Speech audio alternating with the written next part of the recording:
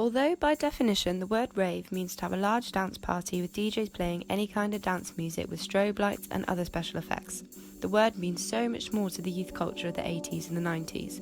They used this word within their subculture that grew out of the acid house movement. It became a style, a type of person rather than just a metaphor, and was a part of the biggest revolution within youth culture since the 60s. Ravers made their subculture stand out from other subcultures by forming a community around peace, love, unity and respect. This sounds like a wonderful and unifying part of society. However, the stereotypes that correlated horrified parents, politicians and police.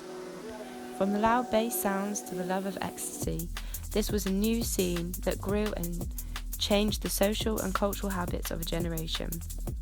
Like the mods and rockers, this subculture fell victim of sociologist Stanley Cohen, who labelled the ravers as folk devils that caused moral panic.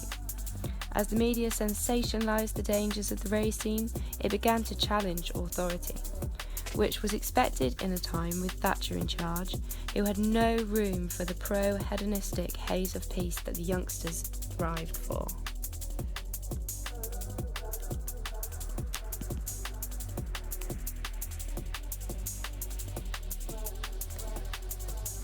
This kind of unity started in Ibiza, which was in the mid-80s and had outgrown its roots as a hippie commune and was attracting other kinds of people. It involved all-night parties and electric music, where people would come and let go and enjoy themselves, surrounded by tranquility. Famous DJ Paul Oakenfold visited in 1985 and was very impressed. He decided he was determined to bring this blissed-out scene back to London. For years he tried to start up in London without having much attraction. But another trip to Ibiza in '87 convinced him to try again with three of his friends. Him and Danny Rampling opened up a famous club called Shroom and Future. This is where a different type of night out was created, and in the UK has had a major influence on the music, the fashion, and the habitus shared by the youth of the 90s. This was a very cosmopolitan thing to happen in the UK in this decade. This changing culture blew up and created some of the most famous clubs for the rave scene for places like Heaven in London and Hadaka in Manchester. These places broke away from social norms and helped develop more diversity in the UK. And I took him to Rage, and he lost his fucking mind. Famous DJs Fabio and Groove Rider started what can be seen as the most influential movement in the underground scene, Rage. This was a party that happened in Oakenfold's nightclub Heaven every Thursday and is where new genres of music like jungle and drum and bass were born. Clubs like these have massive impact on the development of rave subculture. These crazy nights weren't only in the clubs and basements, as the main influence was promotions called acid house. These were illegal raves held in warehouses, on commons or anywhere big enough to hold a large capacity without being caught by the police in preparation for it. The largest free party was run by militant Spiral Tribe, which was a week-long festival on Castle Morton Common in Worcestershire in 1992. It attracted over 20,000 ravers, which was a mix of hedonistic ravers and travellers.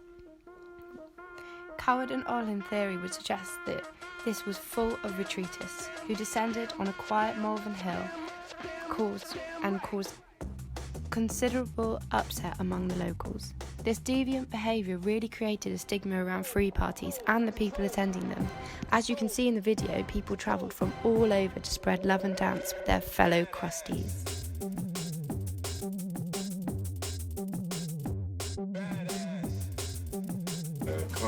That whole phase between, I don't even know the years, but the whole phase between when we started to when we finished, we went through house, hardcore, jungle, and then we finished up with kind of early drum and bass. So it's everything. This subculture would mean nothing without the power and unity music brings.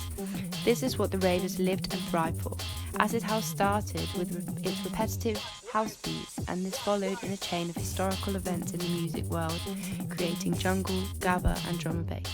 A lot of influence came from Holland, as their culture was surrounded by dance music. With London Underground, that's the difference with what Rage did. You know, when you talk about jungle, I'm talking before people got on the mic and were spitting ragga, I'm talking urban jungle. Unsurprisingly, ecstasy goes back many years, starting on a ranch where a free-living delusional cult lived in Dallas. After chemists got hold of it in Holland, it resulted in 1,500 pills being distributed to the UK and sold legally over the counter in clubs like Heaven. When crossing the border, there wasn't too much trouble as it was a new drug and police didn't know what it was. This was Rave's first choice of drug as it is inexpensive and induces feelings of self-acceptance and intimacy, as well as increased stamina, which allows ravers to dance with increased longevity and intensity. Concoction of New Age travellers, hippies and ravers. So, who were the ravers and why did they love going to dance in the field for hours? These like-minded people were mostly made up of the working class. Around this time, Britain's biggest cities were dark, gloomy and more polarised than ever before. While the country was intoxicated on promises of economic mobility and a growing middle class, with it being an era of the individual, workers' unions were smashed and the class war grew. This was perfect soil for a growth of a generation looking for freedom and the need for authentic macrosocial experience. They needed pleasure, as Freud would suggest, their id would have craved to rebel, and finally they got to dress down whilst going out, rather than dressing up. Festival for 20,000 people, which is insane. And me and Groove sometimes sit down and think, wow, we're a major part to do with this, and that's why people really need to pay respect is due. There's no two ways about it, and I'm not being bullish or big-headed, but it's the truth. The ravers held their own type of capital, as sociologist Thornton would suggest with his theory of subculture capital. Like Bourdieu's theory of culture capital, Thornton uses this to expand and develop the ideas in terms of subculture. You have to be in the know within your subculture, that being in the way you dress, how you act, what it is to be interested in, and the new music within your subculture. The whole point of a subculture is for it to be a minority, and therefore different to the mainstream culture. And within that subculture, there are imposters that try and fit in, however, hold less subculture capital than the people more in the know. These ravers knew the latest gen, the newest music, and held way more capital within their subculture. The 1980s was imbued with a highly charged political atmosphere. The Margaret Thatcher's right-wing neoliberal agenda pitted firmly against working-class industrial communities. Thatcher's economic, social and political style oppressed the ravers and people likewise. Socialists seem to believe that people should be numbers in a state computer. We believe they should be individuals. We're all unequal. No one, thank heavens, is quite like anyone else, however much the socialists may pretend otherwise. And we believe that everyone has the right to be unequal. A huge amount of shoplifting, how much we don't quite know. In my front garden on Saturday morning, people must understand that a gathering such as this is just an umbrella for the drug dealing and drug pushing of the people up here. It must be understood. People are angry about finding drug-taking equipment dumped in gardens and sheep savaged to death at a local farm. The tabloids shadowed the rave culture with negativity as society on a whole didn't like a subculture breaking away from social norms and demonstrating deviant behaviour. A stigma was placed on the ravers to be aggressive and criminal-like. However, this is the polar opposite to what ravers were really about. This could be classed as bad news bias. We were telling you about gigantic outdoor raves happening across the region almost every weekend. Sometimes they ended in confrontations with the police after residents complained of deafening music in the small hours of the morning. This summer, all has been quiet.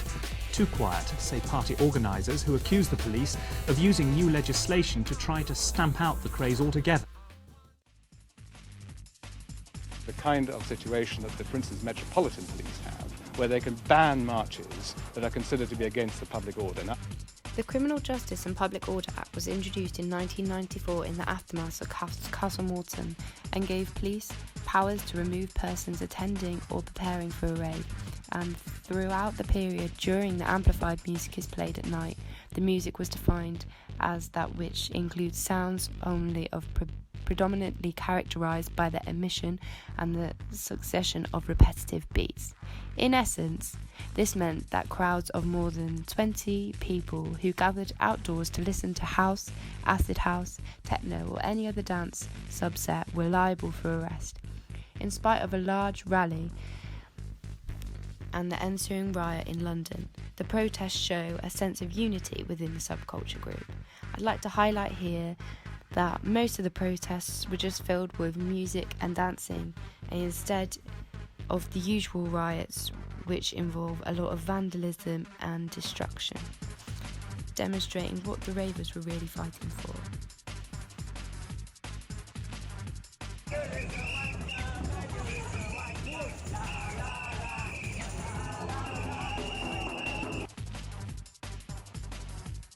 This subculture has inspired the society of today, as raver and underground culture shaped the history of music, clubs and fashion. Bristol being a central hub for raving, this subculture will continue to hold capital within society.